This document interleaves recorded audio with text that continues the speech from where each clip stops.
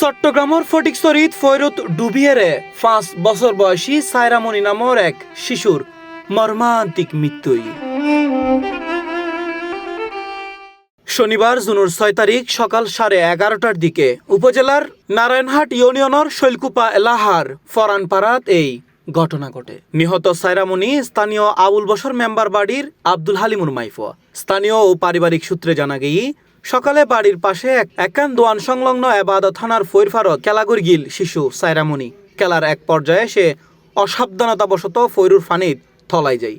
ইন্দি দীর্ঘক্ষণ তারে তোয়াই নফায়েরে পরিবারের লোকজন সেরমিককে খুঁজাখুঁজি শুরু করে। হনমিককে নফায়েরে এক পর্যায়ে ফৈরুর ফানিত সায়রামণির মরদেহ বাসি উঠতে দেখে স্বজনল।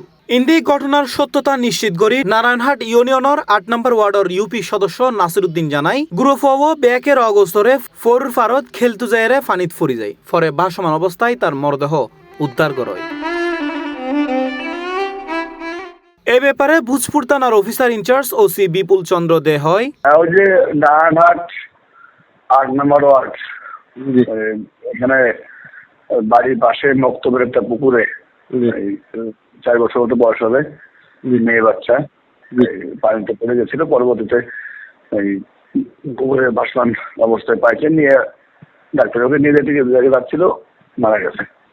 বিষয় পরবর্তী আমি সংবাদ থেকে পুলিশ পাঠাইছি, পুলিশ ঘটনাস্থলে আছে, পরিবারের সাথে কথাবার্তা বলতেছে, তদন্ত করে সার্বিক বিষয় দেখা হবে আর পরিবারের কি ডিমান্ড সেটা দেখিয়ে গেছে। আমাদের প্রয়োজন সেটা প্রক্রিয়া যেটা আছে আইনগত ব্যবস্থা সেটা আমাদের আগাবো। তারপরে পরিবার আছে তাদের সাথে কথা বলা হচ্ছে। ইন্দি গ্রোভর এন্ড মর্মান্তিক মৃত্যুতে এলাকাত নামিয়েছি শকুর ছায়া।